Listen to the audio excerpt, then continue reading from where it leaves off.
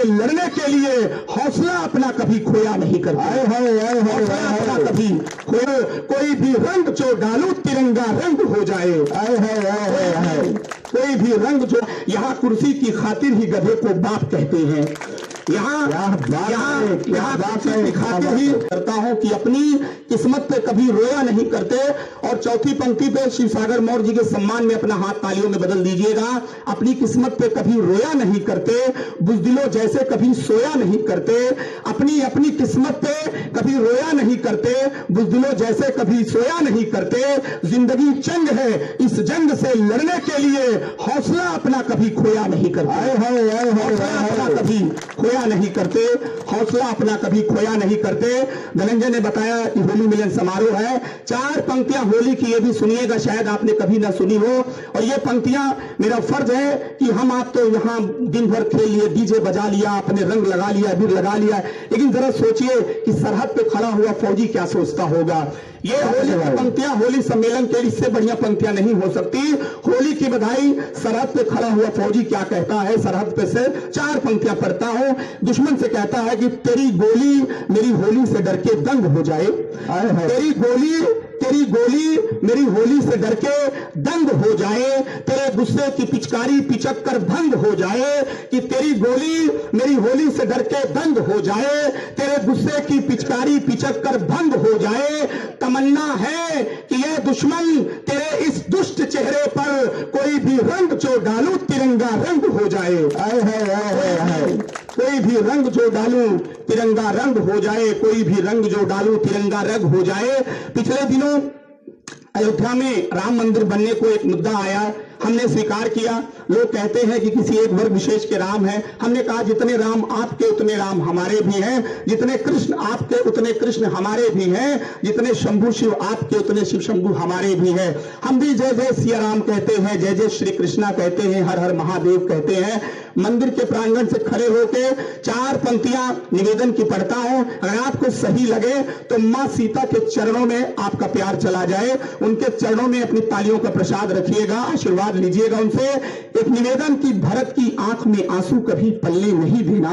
क्या भरत की आंख में आंसू कभी पल्ले नहीं देना। प्रभु श्री राम को वनवास में चलने नहीं देना। कि भरत की आंख में आंसू कभी पल्ले नहीं देना। प्रभु श्री राम को वनवास में चलने नहीं देना। अयोध्या में बने मंदिर, मगर मन से निवेदन है किसी सीता को फिर से आग में जलने नहीं देना।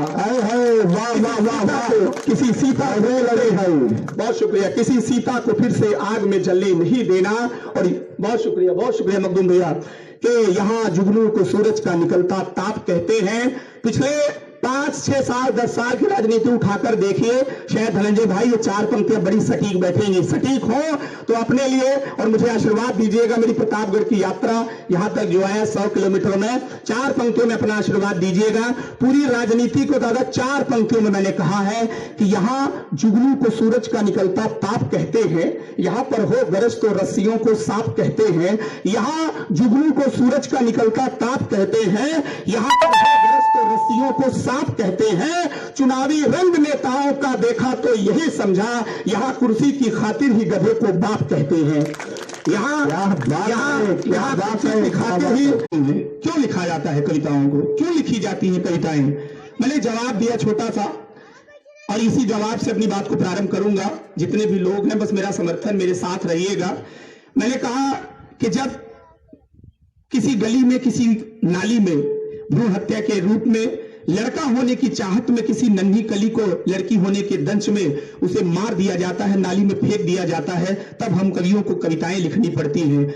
मैंने कहा कि जब सरहद पर फौजी खड़ा होता है तब पर भी लोग देश में गंदी राजनीति कर उन फौजियों पर उंगली उठाते हैं, तब हमें कविताएं लिखनी पड़ती हैं। मैंने कहा कि जब दिल्ली में बीच चौराहे पर किसी गाड़ी के नीचे किसी अंजलि नाम की मासूम लड़की को 13 किलोमीटर तक घसीट के मार दिया जाता है, तब हमें कविताएं लिखनी पड़ती है। मैंने कहा कि जब किसी मासूम श्रद्धा के 35 टुकड़े करके उसे फ्रिज में रखा जाता है, तब हम कवियों को कविताएं लिखनी पड़ती है। इससे बढ़िया जवाब क्या हो सकता था। एक बार जोरदार तालियां बजाए। मैं प्रारंभ करता हूं और 4 पंक्तियों से प्रारंभ करता हूं कि जब देश में रहकर के कुछ लोग कहते हैं बस जितने लोग हैं चार चार पंक्ति में तालियों का प्यार देते चलिएगा तो ये कवि सम्मेलन अपने आप में महोत्सव हो जाएगा। चार पंक्तियां यहां से प्रारंभ करता हूं। धनंजय भाई, जब देश में कुछ लोग तालिबान अच्छा लगता है, कोई पंजाब का नेता कहता है उसे पाकिस्तान अच्छा लगता है, कोई फिल्म इंडस्ट्री का गीतकार कहता है कि देश में तालिबान होता तो कितना अच्छा होता, हम लड़कियों पर नकेल कर सकते थे।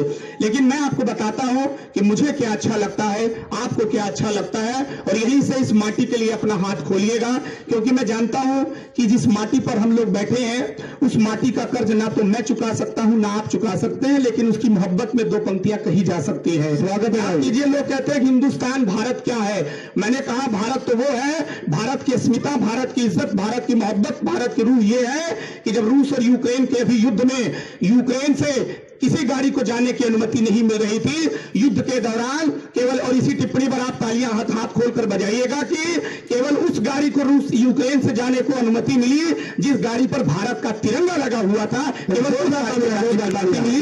मैंने बताया कि हमारा देश तो ये है, हमारा देश ये है। लोगों ने कहा कि हमारा देश क्या है, मैं किसी राजनीतिक पार्टी की बात नहीं करता, लेकिन एक बात सच से शुरू करता हूं। कहा कि देश क्या है, मैंने कहा देश तो ये है कि पिछले 70 सालों के इतिहास में जब भारत का प्रधानमंत्री अमेरिका जाता था तो भारत का प्रधानमंत्री पीछे चलता था, अमेरिका का राष्ट्रपति आगे चलता था। लेकिन समय बदला, इतिहास बदला, वक्त बदला, मोहब्बत बदली।